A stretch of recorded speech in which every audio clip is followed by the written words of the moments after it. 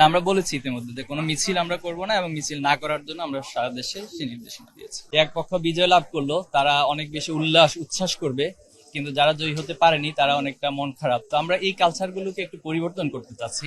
এ জায়গায় বিজয় উল্লাস না করে আমরা আজকের দিনে সারা দেশে যে কর্মসূচি দিচ্ছি সেটা হলো আমরা দোয়া অনুষ্ঠান করব।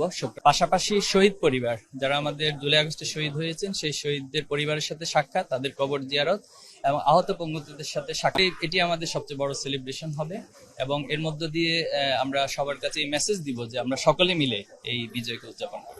আমরা চাই যে একটি সৌহার্দ্যপূর্ণ, সম্প্রীতিপূর্ণ এবং সবাই সবার প্রতি যে উদারতা, ভালোবাসা, শ্রদ্ধাবোধ, এর মধ্য দিয়ে একটি নতুন পরিবেশ তৈরি হবে। আসলে আমাদের বাংলাদেশের রাজনীতি কালচারে এই জিনিসগুলো অনেক বেশি প্রয়োজন। আমি আশা করি ঢাকা বিশ্ববিদ্যালয় শিক্ষার্থীরা এই কালচার প্রবর্তনে ঢাকা ইউনিভার্সিটিকে একটি মডেল হিসেবে এবং ডাকসু সেখানে সবচেয়ে বড় ভূমিকা পালন করবে।